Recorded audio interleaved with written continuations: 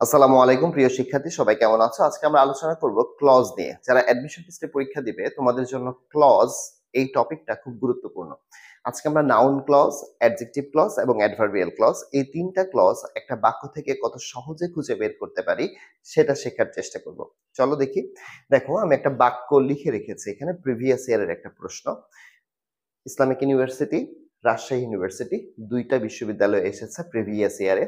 19-20 session Islamic বিশ্ববিদ্যালয় এবং রাজশাহী ইউনিভার্সিটির এই ইউনিটে 18-19, 12-13 এবং 10-12 সেশনে প্রশ্নটা এসেছিল।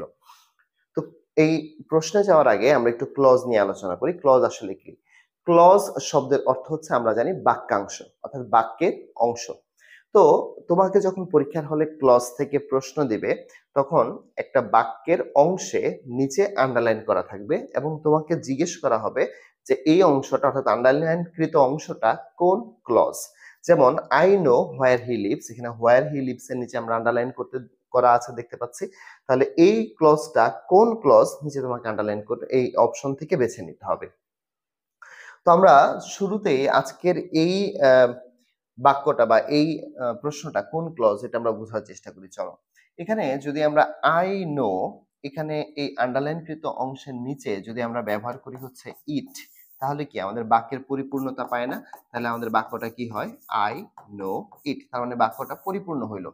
এই যে যখন তোমাকে কোনো ক্লজ আইডেন্টিফাই করতে দিবে, তখন যেই ক্লজটুকু আইডেন্টিফাই করতে দিবে তার নিচে আন্ডারলাইনকৃত ক্লজের নিচে বা ওই জায়গাটাতে যদি তুমি ইট ব্যবহার করো এবং ইট ব্যবহার করার পরে যদি তোমার অর্থের পূর্ণতা পায় বা বাক্যটা যদি পরিপূর্ণ অর্থ দেয়, তখন বুঝে নিবা ওই ক্লজটা একটা নাউন ক্লজ। তাহলে আই নো ইট, আমি যদি এখানে হোয়ার হি লিভস এর জায়গায় ইট ব্যবহার করি, তাহলে একটা পরিপূর্ণ বাক্য পাওয়া যাচ্ছে। তার মানে আমরা নিঃসন্দেহে বলতে পারি এইখানে এই প্রশ্নের উত্তরটা হচ্ছে আমাদের নাউন ক্লজ। তো এটা হচ্ছে আমাদের কোশ্চেন প্যাটার্ন, যে কিভাবে প্রশ্ন আসবে এবং আমরা নাউন ক্লজটা কত সহজে খুঁজে বের করতে পারি সেটাও দেখলাম। তবে আমরা আরেকটু ডিটেলসে যাব আজকে। আমরা আরেকটু দেখবো যে নাউন ক্লজটা আরেকটু ডিটেলসে, যেমন নাউন ক্লজ, যেমন I know where he leaves, এখানে যদি আমরা ইট ইউজ করি তাহলে আমাদের কি হয়? বাক্যের পরিপূর্ণতা পায়। তার মানে আমরা খুব সহজেই বলতে পারি এটা হচ্ছে একটা নাউন ক্লজ। আরো একটা বিষয় তোমাকে আমি একটু বুঝাই দিই, সেটা হচ্ছে নাউন ক্লজ অর্থাৎ নাউনের মতো কাজ করে এরকম যে ক্লজগুলো, সেই ক্লজগুলোকে আমরা কি বলি? নাউন ক্লজ বলি। দেখো, আমরা যদি এই বাক্যটাকে একটু ভাগ করি বা এই বাক্যটাকে যদি একটু কাটাছেঁড়া করি, তাহলে আমরা এখানে কি পাই? এখানে আই হচ্ছে আমাদের বাক্যের সাবজেক্ট, নো হচ্ছে আমাদের ভার্ব এবং এটা হচ্ছে আমাদের অবজেক্ট। তার মানে এখানে সাবজেক্ট, ভার্ব এবং অবজেক্ট, এই অবজেক্টের জায়গায় এই ক্লজটা বসে আছে। তার মানে আমরা খুব সহজেই বলতে পারি যে নাউন ক্লজ একটা বাক্যে অবজেক্টের জায়গায় বসে এবং অবজেক্ট হিসেবে আমরা যদি পার্টস অফ স্পিচের কথা বলি যে কোন কোন পার্টস অফ স্পিচ গুলো একটা বাক্যে অবজেক্টের জায়গায় বসে, তাহলে আমরা দুইটা পার্টস অফ স্পিচ পাই, একটা হচ্ছে নাউন আর একটা হচ্ছে প্রোনাউন। যেহেতু এই অংশটা কোনো প্রোনাউন না, তাহলে অবশ্যই এটা একটা কি ক্লজ? Noun clause. ঠিক আছে? তো এটা আমরা একটা ধরতে পারি। চলো আমরা একটু কিছু এক্সাম্পল দেখার চেষ্টা করি যে আসলে আর কিভাবে নাউন ক্লজের তৈরি হয়। যেমন দেখো, আই কুড নট আন্ডারস্ট্যান্ড, এটা রাজশাহী বিশ্ববিদ্যালয়ে 2022 সেশনে আসা একটা প্রশ্ন। I could not understand what you wanted me to do. তাহলে আমরা একটা কাজ করি, চলো, যে অংশটা আন্ডারলাইন করে দিছে এই অংশের নিচে আমরা ইট ব্যবহার করি। আই কুড নট আন্ডারস্ট্যান্ড, আমি লিখলাম হচ্ছে ইট। আমি যদি ইট ইউজ করি তাহলে কি বাক্যের পরিপূর্ণতা পায় নাকি পায় না? আই কুড নট আন্ডারস্ট্যান্ড ইট, অবশ্যই পায়, তাই না? তাহলে আমরা চোখ বন্ধ করে বলতে পারি এই বাক্যটাও একটা নাউন ক্লজ। তাহলে I could not understand it, এই what you wanted me to do, এই এখানে যখন আমি ইট ইউজ করে বাক্যের অর্থের পরিপূর্ণতা পেলাম, তখন আমরা বলতেছি এটা হচ্ছে আমাদের একটা নাউন ক্লজ। চলো আমরা আরেকটু বোঝার চেষ্টা করি। যেমন দেখো, I don't know that he will do, এটা রাজশাহী বিশ্ববিদ্যালয়ের এই ইউনিটে 2022 এবং 23 সেশনে আসা একটা প্রশ্ন। যদি আমরা এটা নিয়ে কাজ করি, আই ডোন্ট নো, আমি এখানে ইউজ করলাম হচ্ছে ইট। যখন আমরা ইউজ করব ইট, আমরা যদি এখানে ইট ব্যবহার করি, আই ডোন্ট নো ইট, আমি এটা জানি না, তাহলে এখানেও বাক্যের পরিপূর্ণতা পেয়েছে। তার মানে এটাকেও আমরা বলতে পারি এটা হচ্ছে আমাদের একটা নাউন ক্লজ। দেখো কত সহজেই আমরা নাউন ক্লজটা খুঁজে বের করতে পারি।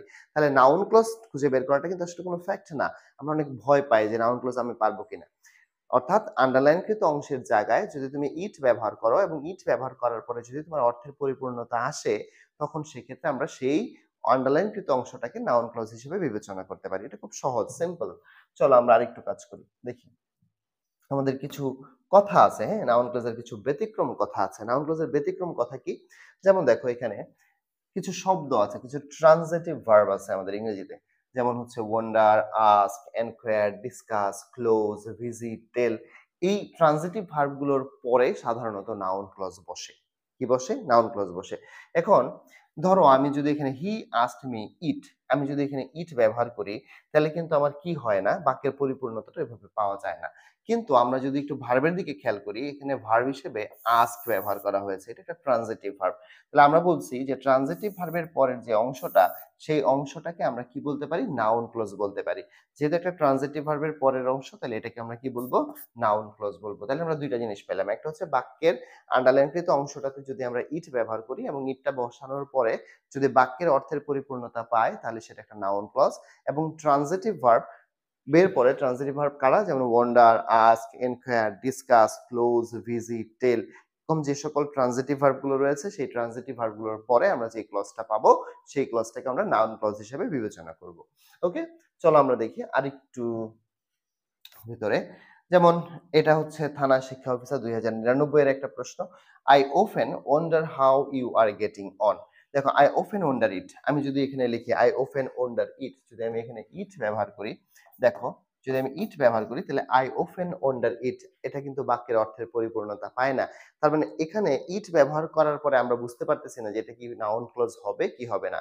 কিন্তু আমরা এখানে একটা জিনিস দেখতে পাচ্ছি যে এখানে একটা শব্দ আছে হচ্ছে ওয়ান্ডার। ওয়ান্ডার হচ্ছে আমাদের একটা ট্রানজিটিভ ভার্ব। এই ট্রানজিটিভ ভার্বের পরের অংশটা আমাদের কি ক্লজ হয়? নাউন ক্লজ হয়। তাহলে আমরা দুইটা জিনিস শিখলাম নাউন ক্লজের ক্ষেত্রে। একটা হচ্ছে নাউন ক্লজটা কখন হবে? নাউন ক্লজ হবে যখন আমাদের আন্ডারলাইনকৃত অংশে ইট ব্যবহার করার পরে ওই বাক্যটা পরিপূর্ণতা দান করবে আমাদেরকে বা পরিপূর্ণ একটা অর্থ দিবে, তখন ওই অংশটাকে আমরা নাউন ক্লজ বলবো। এছাড়া আমাদের যে ট্রানজিটিভ ভার্বগুলো রয়েছে, সেই ট্রানজিটিভ ভার্বের পরে ইট ব্যবহার করার পরেও যদি আমার বাক্যের অর্থের পূর্ণতা না পায়, কিন্তু তার আগের অংশে অর্থাৎ আন্ডারলাইনকৃত অংশের আগে যদি আমাদের ট্রানজিটিভ ভার্ব ব্যবহার করা হয়, তাহলে সেই অংশটাকে আমরা নাউন ক্লজ হিসেবে বিবেচনা করব। আমার মনে হয় তোমাদের কাছে বিষয়টা ক্লিয়ার হয়ে গেছে। আমরা আরেকটু ডিটেইলসে যাওয়ার চেষ্টা করি। দেখো, এরপর আমরা পড়বো হচ্ছে অ্যাডজেক্টিভ ক্লজ। নাউন ক্লজ তোমাদের নিশ্চয়ই ক্লিয়ার হয়েছে। তাহলে নাউন ক্লজটা কি? নাউন ক্লজ হচ্ছে এমন একটা বাক্যাংশ, যে বাক্যাংশে যদি আমরা ইট ব্যবহার করার পরে বাক্যের অর্থের পূর্ণতা পাই, তাকে আমরা নাউন ক্লজ বলবো। অথবা ট্রানজিটিভ ভার্বের পরের অংশে আমরা সাধারণত নাউন ক্লজ গুলো পেয়ে থাকি। এখন আমরা অ্যাডজেক্টিভ ক্লজটা চিনবো। অ্যাডজেক্টিভ ক্লজটা বের করা না খুব সহজ। কেন জানো? এটা নাউন ক্লজের চাইতেও সহজ। দেখো কেন? অ্যাডজেক্টিভ ক্লজে নরমালি যে জিনিসটা হয় সেটা হচ্ছে আন্ডারলাইনকৃত যে অংশটা থাকবে, তার আগে একটা আমাদের ব্যবহার করা হবে হচ্ছে একটা নাউন অথবা একটা প্রোনাউন ব্যবহার করা হবে। একটা নাউন বা একটা প্রোনাউন ব্যবহার করা থাকবে। যেমন আমরা যদি এই আন্ডারলাইনকৃত অংশের দিকে তাকাই, এর আগে দেখো একটা নাউন আছে, সেটা কি? এ টেল। তার মানে এই এটেল নাউনটা থাকার কারণে এই ক্লজটাকে আমরা বলতে পারতেছি হচ্ছে অ্যাডজেক্টিভ ক্লজ। কি clause? Adjective clause. He tells a tale that sounds untrue. তাহলে এই যে আন্ডারলাইনকৃত অংশটা, এই আন্ডারলাইনকৃত অংশের আগে যদি আমাদের কোনো নাউন বা কোনো প্রোনাউন ব্যবহার করা থাকে, তখন সেই ক্লজটাকে আমরা বলবো হচ্ছে অ্যাডজেক্টিভ ক্লজ। কত সহজ, তাই না? মজার। দেখো, আমরা আরেকটু যাই। আমরা যদি 37th BCS Islamic university 17-18 Rajshahi বিশ্ববিদ্যালয়ের এই ইউনিটে 19-20 এবং 18-19 সেশনে একটা প্রশ্ন দেখি। দেখো, this is the book I lost. এখানে আই লস্ট এর নিচে আন্ডারলাইন করে দিছে। আমরা আন্ডারলাইনকৃত অংশের দেখবো যে দিস ইজ দ্য বুক, আমি যদি এখানে ইট ব্যবহার করি, দেখো আমি যদি এখানে ইট ব্যবহার করি, তাহলে কিন্তু আমার বাক্যের অর্থের পূর্ণতা পায় না। তার মানে এটা আমাদের নাউন ক্লজ না। কিন্তু আমরা যদি এটার আগে কোনো নাউন প্রোনাউন খুঁজি, তাহলে আমরা এটা নাউন পাই। নাউনটাকে দা বুক। তাহলে যেহেতু নাউন পাওয়া গিয়েছে এক আন্ডারলাইনকৃত অংশের আগে, তার মানে আমরা চোখ বন্ধ করে এটাকে বলতে পারি এটা হচ্ছে আমাদের একটা অ্যাডজেক্টিভ ক্লজ। যদি ইট দিয়ে অর্থটা মিলে যেত, তাহলে আমরা এটাকে নাউন ক্লজ বলতে পারতাম। ওকে, চলো দেখি আমরা আরেকটু দেখি। I know the reason. ধরো আমি যদি এখানে আবার একই রকম ভাবে আমি যদি ইট ব্যবহার করি, আই নো দ্য রিজন ইট, তাহলে কি বাক্যের অর্থ পূর্ণতা পাবে? পাবে না। তার মানে এটা একটা কোনো নাউন ক্লজ না। তাহলে নাউন ক্লজ যেহেতু না, তাহলে আমরা দেখবো এটার আগে কোনো নাউন বা প্রোনাউন আছে কিনা। হ্যাঁ, এটার আগে একটা নাউন আছে। নাউনটাকে দ্য রিজন। যেহেতু নাউন দেয়া আছে, তার মানে খুব সহজে আমরা বলতে পারি এটাকে আমরা, যে এটা হচ্ছে আমাদের একটা অ্যাডজেক্টিভ ক্লজ। আমার মনে হয় তোমরা খুব সহজেই বুঝতে পারছো বিষয়টা। তাহলে নাউন ক্লজটা কি? নাউন ক্লজ হচ্ছে যে যখন আমরা কোনো আন্ডারলাইনকৃত অংশের নিচে ইট ব্যবহার করার পরে সেই উত্তরটা পরিপূর্ণতা বা বাক্যের অর্থের পরিপূর্ণতা আসবে, সেই ক্লজটাকে আমরা কি বলবো? নাউন ক্লজ বলবো। এছাড়া যখন আমরা ট্রানজিটিভ ভার্ব পাবো কিছু, সেই ট্রানজিটিভ ভার্বের পরের যে অংশটা থাকবে, অর্থাৎ আন্ডারলাইনকৃত অংশের আগে যদি আমাদের ট্রানজিটিভ ভার্ব থাকে তাহলে সেই অংশটাকে আমরা কি বলবো? নাউন ক্লজ বলবো। আর অ্যাডজেক্টিভ ক্লজ বের করার খুঁজে বের করার সহজ রাস্তা কি? অ্যাডজেক্টিভ ক্লজ বের করার সহজ রাস্তা হচ্ছে যে অ্যাডজেক্টিভ ক্লজটার আগে সাধারণত একটা নাউন অথবা একটা প্রোনাউন থাকবে। ইট বসানোর পরে ওই আন্ডারলাইনকৃত অংশের মধ্যে যদি ইট বসানোর পরে অর্থের পূর্ণতা না পায় এবং যদি সেটা কি হয়, সেখানে আমাদের ওই আন্ডারলাইনকৃত অংশের আগে যদি আমাদের কোনো নাউন বা প্রোনাউন ব্যবহার করা থাকে, তাহলে চোখ বন্ধ করে আমরা সেটাকে বলতে পারি সেটা হচ্ছে আমাদের একটা অ্যাডজেক্টিভ ক্লজ। কত মজা না? চলো আমরা দেখি, আরেকটু দেখি। দেখো, this is the pan which I wanted. দেখো এখানেও একটা কুষ্টিয়া ইউনিভার্সিটিতে প্রশ্ন আসছিল 19-20 এবং 18 সেশনে একটা প্রশ্ন। This is the pan which I wanted. চলো তো আমরা একটা কাজ করি, এখানে আমরা একটা ইট বসাই, ইট বসানোর পরে দেখি অর্থ হয় কিনা। দিস ইজ দ্য প্যান ইট, অর্থ হয়? অর্থ হয় না তো, তাই না? তাহলে এটা নাউন ক্লজ না, প্রথম কথা। এখন আমরা দেখবো এটা এখানে কোনো আমাদের নাউন বা প্রোনাউন আছে কিনা। হ্যাঁ, একটা নাউন আছে তো, কে? দা পেন। তাহলে যেহেতু দি পেন নাউনটা আছে, তার মানে চোখ বন্ধ করে আমরা এই ক্লজটাকেও কি বলতে পারবো? আমরা এটাকে একটা অ্যাডজেক্টিভ ক্লজ হিসেবে বিবেচনা করতে পারবো। আমার মনে হয় তোমাদের কাছে অ্যাডজেক্টিভ ক্লজটা ক্লিয়ার হয়ে গেছে। এখন আমরা আলোচনা করব আমাদের আরেকটা ক্লজ, সেটা হচ্ছে অ্যাডভার্বিয়াল ক্লজ। অ্যাডভার্বিয়াল ক্লজটা আরো মজার এবং এটা আরো সহজে আমরা এটাকে বের করতে পারবো। কারণ এখানে কিছু শব্দ আছে যে শব্দগুলোকে মাথায় রাখলে আমরা খুব সহজেই অ্যাডভার্বিয়াল ক্লজটাকে চিনতে পারি। যেমন কারা? Because, since, although, even though, while, if, unless, when, while, as, since, until, once, before, after। এই যে শব্দগুলো, এরা যখন কোনো ক্লজের শুরুতে থাকে তখন সেই ক্লজের শুরুটা যখন থাকবে তখন সেটাকে আমরা কি বলবো?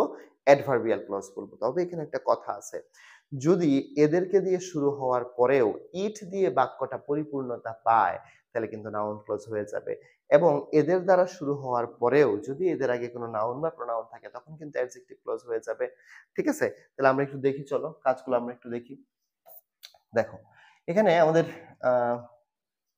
সরি, দেখো দেখো আমি যদি এখানে জাস্ট কি ইউজ করি, এই আন্ডারলাইনকৃত অংশের আগে যদি আমি এখানে একটা আন্ডারলাইনকৃত অংশের জায়গায় যদি আমি ইট ইউজ করি, আমার কিন্তু বাক্যের পরিপূর্ণতা পেয়ে গেছে, স্ট্রাইক ইট। তাহলে স্ট্রাইক ইট আমি যখন এটা বলবো, তুমি কিন্তু ইট বসানোর পরে তো অর্থ পূর্ণতা পাইছে, তাহলে এটা তো নাউন ক্লজ হবে না স্যার। কিন্তু এখানে এই ক্লজটা শুরু হয়েছে কাকে দিয়ে? হোয়াইল দ্বারা। যখন ইট বসানোর পরেও বাক্যের অর্থের পরিপূর্ণতাটা পাওয়ার পরে যখন আমরা দেখলাম এখানে হোয়াইল দিয়ে বাক্য শুরু হয়েছে, তখন আমরা এই বাক্যটাকে বলবো হচ্ছে অ্যাডভার্বিয়াল ক্লজ। কি ক্লজ? Adverbial clause. ওকে, চলো দেখি আমরা আরেকটু এক্সাম্পল। দেখো, ডু অ্যাজ আই সি। আমি এখানে ধরো ডু এর জায়গায় যদি এই অ্যাজ আই সি এর জায়গায় যদি আমি এখানে ইট ব্যবহার করি তাহলে কি হয়? বাক্যের অর্থে পূর্ণতা পায় না? ডু ইট, পূর্ণতা তো পায়, কিন্তু বাক্যটা শুরু হইলো কি দিয়ে স্যার? বাক্যটা শুরু হয়েছে অ্যাজ দ্বারা। অ্যাজ দ্বারা শুরু হওয়ার কারণে যেহেতু এটা একটা আমাদের কনজাংশন, তখন আমরা একে বলবো হচ্ছে adverbial phrase, sorry adverbial clause. ঠিক আছে, চলো দেখি আমরা আরেকটু দেখি। এখানে কিছু ব্যতিক্রম কথা আছে, যেমন I shall go where he lives, part of the sentence is. এখানে এই সেন্টেন্সটা কোন ক্লজে দেওয়া আছে? এখানে তুমি একটা জিনিস মনে রাখবা, এখানে কিন্তু এই ক্লজটা শুরু হয়েছে আমাদের কি দিয়ে? হোয়ার দিয়ে। হোয়ার দিয়ে আমাদের যে যদি কোনো ক্লজ শুরু হয় তাহলে হোয়ার দিয়ে যে ক্লজগুলো শুরু হবে সেই ক্লজগুলো তিন রকম ক্লজই হতে পারে। একটা নাউন ক্লজ হতে পারে, একটা অ্যাডজেক্টিভ ক্লজ হতে পারে, আবার একটা অ্যাডভার্বিয়াল ক্লজও হতে পারে হোয়ার দিয়ে শুরু হওয়া বাক্যগুলা। তো আমরা আগে দেখবো এই ক্লজটা কি। I shall go where he leaves. আমি যদি এখানে আই শ্যাল গো এর জায়গায় ইট ব্যবহার করি, গো এর পরের এই অংশটাতে ইট ব্যবহার করি, তাহলে কিন্তু পূর্ণতা পায় না, তার মানে এটা আমাদের নাউন ক্লজ না। এরপর হচ্ছে আই শ্যাল গো, আমি যদি দেখি যে এই ক্লজের আগে কোনো নাউন বা প্রোনাউন আছে কিনা, নাই, তার মানে এটা আমাদের অ্যাডজেক্টিভ ক্লজও না। তাহলে চোখ বন্ধ করে আমরা বলতে পারি এটা হচ্ছে আমাদের একটা অ্যাডভার্বিয়াল ক্লজ। তাহলে সি নাম্বার এখানে উত্তর হবে হচ্ছে কি সি, যে I shall go where he lives, underline part of the sentence is কি? An adverbial clause. কিন্তু হোয়ার দিয়ে যখন আমরা নাউন ক্লজ পাবো তখন বিষয়টা কিরকম হবে? যে হোয়ার দিয়ে আমরা একটা নাউন ক্লজ পাইছি তখন কিরকম হয় দেখো, I know where he leaves. দেখো আমি যদি এখানে ইউজ করি, এটা আমাদের একটা নাউন ক্লজ। কেন? এখানে ধরো আন্ডারলাইনকৃত অংশ হচ্ছে তোমার পরীক্ষার হলে, সরি, আমাদের আন্ডারলাইনকৃত অংশ ধরো এটা, আই নোর পরে এটুকু হচ্ছে আমাদের আন্ডারলাইন করে দেওয়া। এখন এখানে যখন আমি ইট ব্যবহার করব, আই নো ইট, আমি কিন্তু ইট ব্যবহার করলে বাক্যের অর্থের পূর্ণতা পাচ্ছি। তার মানে আমরা চোখ বন্ধ করে বলতে পারি হোয়ার দিয়ে শুরু হওয়ার পরেও এই বাক্যটা বা এই ক্লজটা বা এই বাক্যাংশটা আমাদের একটা নাউন ক্লজ। আমরা যদি আরেকটু দেখি, আরেকটু যদি আগানোর চেষ্টা করি যে হোয়ার দিয়ে আমাদের অ্যাডজেক্টিভ ক্লজ হয় কিনা। হ্যাঁ, হোয়ার দিয়ে দেখো, I know the place where he leaves. হ্যাঁ, দেখো এটা কি হয়েছে, হোয়ার দিয়ে আমাদের ক্লজটা শুরু হয়েছে। হ্যাঁ, হোয়ার দিয়ে ক্লজটা শুরু হয়েছে, কিন্তু হোয়ার দিয়ে ক্লজটা শুরু হওয়ার পরেও এটার আগে দেখো একটা নাউন ব্যবহার করা আছে। আমরা শিখছি যখন নাউন থাকবে কোন ক্লজের শুরুতে, নাউন বা প্রোনাউন থাকবে, তখন সেই ক্লজটাকে আমরা অ্যাডজেক্টিভ ক্লজ বলবো। তাহলে এটা হচ্ছে আমাদের একটা অ্যাডজেক্টিভ ক্লজ। এখন দেখি যে হোয়ার দিয়ে আমাদের অ্যাডভার্বিয়াল ক্লজও হয় কিনা। হ্যাঁ, দেখো, I can go where he leaves. দেখো এখানে আমাদের হোয়ার এর যুক্ত অংশ কোনটুকু, হোয়ার যুক্ত অংশ এইটুকু, হোয়ার হি লিভস এটা হচ্ছে আমাদের হোয়ার যুক্ত অংশ। এখন এটাকে যদি আমরা আনসার করার চেষ্টা করি যে এটা হচ্ছে আমাদের হোয়ার যুক্ত ক্লজ, এটার আগে দেখো কোনো নাউন প্রোনাউন নাই এবং আই ক্যান গো ইট, আমি যদি ইট ব্যবহার করি তাহলে নাউন ক্লজ উত্তর আসে না। তার মানে চোখ বন্ধ করে আমরা এটাকে কি বলতে পারি, আমরা এটাকে বলতে পারি এটা হচ্ছে একটা adverbial clause. Not only that, আমরা আরেকটা সূত্র এখানে অ্যাপ্লাই করতে পারি। গো হচ্ছে একটা ভার্ব, আমরা জানি ভার্বের পরেই সাধারণত অ্যাডভার্ব বা ভার্বের পরে সাধারণত একটা অ্যাডভার্ব বসে তার আগের ভার্বটাকে সে কি করে, মডিফাই করে। তাহলে আমরা বলতে পারি যে গোর পরে এই অংশটা বসে এই ভার্বটাকে যেহেতু মডিফাই করতেছে তার মানে সে অ্যাডভার্বের মতো কাজ করতেছে। সো এখানে হোয়ার হি লিভস এটা হচ্ছে আমাদের একটা অ্যাডভার্বিয়াল ক্লজ। তোমরা নিশ্চয়ই বুঝতে পারছো আমার কথা। যদি বুঝতে না পারো তাহলে যে যে জায়গাগুলোতে তোমাদের প্রবলেম হবে সেই জায়গাগুলো আরেকবার রিপিট করে দেখবে ক্লাসে, দেখবো যে বুঝে গেছো। তাহলে কথাটা কি হলো যে I shall go where he leaves, যখন আমরা হোয়ার দিয়ে কোনো বাক্য পাবো, হোয়ার দিয়ে শুরু হওয়া যদি কোনো বাক্য পাই তাহলে দেখব যে হোয়ারের আগে বা হোয়ারের যুক্ত অংশটাতে আমরা ইট ব্যবহার করার কারণে, ইট ব্যবহার করলে যেমন এখানে ইট ব্যবহার করলে আমার বাক্যের পরিপূর্ণতা পায় কিনা। যেমন আই নো ইট যদি পরিপূর্ণতা পায় তাহলে আমরা বুঝবো এটা একটা নাউন ক্লজ। হোয়ার দিয়ে ক্লজটার আগে যদি কোনো নাউন বা প্রোনাউন থাকে তাহলে আমরা বুঝবো ওই ক্লজটা আমাদের একটা অ্যাডজেক্টিভ ক্লজ। এবং হোয়ার দিয়ে যদি আমার ইট বা এর আগে যদি কোনো নাউন বা প্রোনাউন না পাই এবং ইট দিয়ে ব্যবহার করার পরে যদি কোনো পরিপূর্ণতা না আসে তাহলে খুব সহজেই আমরা বুঝে যাব যে এই অংশটা বা এই ক্লজটা আমাদের একটা adverbial clause. I hope that তোমরা সবাই ক্লিয়ার হয়ে গেছো। চলো দেখি আরেকটু যাই আমরা।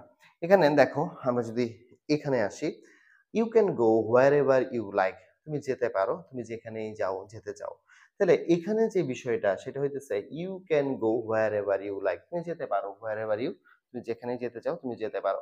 এখানে দেখো আমরা যদি এই অংশটাকে চিন্তা করি যে এই অংশটা আমাদের কোন ক্লজ, দেখো এখানে কি ইউ ক্যান গো ইট, আমি যদি এখানে ইট ব্যবহার করি, আমি যদি এখানে একটা ইট ব্যবহার করি তাহলে কি আমার বাক্যের অর্থের পরিপূর্ণতা পাবে, পাবে না। ইউ ক্যান গো ইট হয় না। অথবা ইউ এই অংশটার আগে দেখো কোনো আমাদের নাউন বা কোনো প্রোনাউনও নাই, তার মানে এটা অ্যাডজেক্টিভ ক্লজও না। যেহেতু এটা নাউন ক্লজও না, অ্যাডজেক্টিভ ক্লজও না, তার মানে অবশ্যই এটা কি ক্লজ, অ্যাডভার্বিয়াল ক্লজ। এখন এটা অ্যাডভার্বিয়াল ক্লজ ঠিক আছে, এখন এখানে আমাদের জানতে চাইছে যেটা কোন adverbial clause. I can go wherever you like, তুমি যেখানেই যেতে চাও, adjective clause of place, adverbial clause of place, নাকি অ্যাডভার্বিয়াল ক্লজ অফ পারপাস, নাকি অ্যাডভার্বিয়াল ক্লজ অফ রিজন। কি জানতে চাই, প্রথম কথা রয়েছে একটা adverbial clause first of all, তার মানে অ্যাডজেক্টিভের এই অপশনটা বাদ, এটা আমাদের হবেই না। এখন এটা কি ক্লজ কোনটা, প্লেস বোঝাচ্ছে, পারপাস বোঝাচ্ছে, নাকি রিজন বোঝাচ্ছে। ইউ ক্যান গো, তুমি যেতে পারো যেখানে, তাহলে যেখানে দিয়ে কি জায়গা বোঝায়, তার মানে আমরা বলতে পারি এটা হচ্ছে অ্যাডভার্বিয়াল ক্লজ অফ প্লেস। তার মানে আমাদের এই অংশটা হচ্ছে বা এই অংশটা হচ্ছে আমাদের অ্যাডভার্বিয়াল ক্লজ অফ প্লেস, কোন স্থানকে ইন্ডিকেট করতেছে। ঠিক আছে, তাহলে যখন কোনো স্থান ইন্ডিকেট করবে ক্লজটা তখন সেটাকে আমরা বলবো অ্যাডভার্বিয়াল ক্লজ অফ প্লেস। যদি কোনো উদ্দেশ্য বোঝায় তাহলে সেই ক্ষেত্রে আমরা এটাকে বলবো অ্যাডভার্বিয়াল ক্লজ অফ পারপাস, এবং যদি কারণ বোঝায় তাহলে সেটাকে আমরা বলবো অ্যাডভার্বিয়াল ক্লজ অফ রিজন। আচ্ছা, চলো দেখি আমরা আরেকটু সামনে আগাই। দেখো এখানে ওয়েদারের একটা নিয়ম আছে, হ্যাঁ এই বাক্যটাতে একটা কথা আছে, তবে এখানে আমরা এই বাক্য যাওয়ার আগে আমরা আগে নোটটা পড়বো। আমরা নর্মালি কি জানি যে ওয়েদার, আনলেস এগুলো তো অ্যাডভার্ব, তাই না? তো অ্যাডভার্ব দিয়ে যখন কোনো ক্লজ শুরু হয় তখন সেই ক্লজটাকে আমরা কি বলি, অ্যাডভার্বিয়াল ক্লজ বলবো, এটাই তো স্বাভাবিক। কিন্তু যদি ট্রানজিটিভ ভার্বের পরে অবজেক্ট হিসেবে সাবঅর্ডিনেট ক্লজটাতে ইফ অথবা ওয়েদার ব্যবহার হয় তখন সেটাকে আমরা নাউন ক্লজ বলে ফেলবো। দেখো এটা একটা খুব ব্যতিক্রম নিয়ম। দেখো, he asked whether I would help him, তোমাকে যদি আমি নর্মালি প্রশ্ন করি, দেখো ঘটনাটা কি ঘটছে, দেখো he asked whether I would help him, এখানে আমরা ইটের সূত্র দিয়ে এটাকে করতে পারি, হি আস্কড, আমি যদি এখানে ইট ব্যবহার করি তাহলে হি আস্কড ইট, সে আমাকে এটা জিজ্ঞেস করেছে। ইট ব্যবহার করলে কি উত্তরটা পাওয়া যায় না? বাক্যের পরিপূর্ণতা পাওয়া যায়। তাহলে আমরা চোখ বন্ধ করে বলতে পারি এটা আমাদের একটা নাউন ক্লজ। কিন্তু আমরা সূত্রটা, গ্রামারের সূত্রটা শিখব। যে এখানে যে জিনিসটা হইছে, ওয়েদার হচ্ছে আমাদের একটা কনজাংশন। এটা একটা সাবঅর্ডিনেট কনজাংশন। সাবঅর্ডিনেট কনজাংশন দিয়ে একটা সাবঅর্ডিনেট ক্লজ তৈরি হইছে। ঠিক আছে? এখন এই সাবঅর্ডিনেট ক্লজের আগে নরমালি তাহলে এটা হওয়ার কথা, যেহেতু একটা অ্যাডভার্বিয়াল, তাহলে এটা হচ্ছে আমাদের নরমালি হওয়ার কথা ছিল অ্যাডভার্বিয়াল ক্লজ, হ্যাঁ? অ্যাডভার্বিয়াল ক্লজ হওয়ার কথা ছিল। কিন্তু এখানে একটা ট্রানজিটিভ ভার্ব আছে, আস্কড। এই ট্রানজিটিভ ভার্বের পরে যখন ওয়েদার বা আনলেস বা এই কনজাংশন গুলো দিয়ে বা সাবঅর্ডিনেট কনজাংশন গুলো দিয়ে যখন কোনো বাক্য শুরু হয়, তখন সেই ক্লজটাকে সাধারণত আমরা নাউন ক্লজ হিসেবে বিবেচনা করি। তাহলে আমরা দেখব যে হি আস্কড এটার পরে যখন আমরা ইট ইউজ করলাম, বাক্যের পরিপূর্ণতা পাচ্ছে। তার মানে চোখ বন্ধ করে আমরা বলতে পারি এটা হচ্ছে কি আমাদের একটা noun clause. I hope that তোমরা প্রত্যেকেই নাউন ক্লজ, অ্যাডজেক্টিভ ক্লজ এবং অ্যাডভার্বিয়াল ক্লজ এই তিনটা ক্লজ তোমরা ক্লিয়ার হয়েছে। চলো আমরা একটু এটা দেখি। I enquired how he lost his মানি। যদি আমরা এটা একটু বোঝার চেষ্টা করি, I enquired how he lost his মানি। এখানে দেখো বাক্যটাকে যদি আমরা একটু ভাঙি, হাউ এটা হচ্ছে আমাদেরকে একটা সাবঅর্ডিনেট কনজাংশন দিয়ে আমাদের একটা ক্লজ শুরু হয়েছে, তাই না?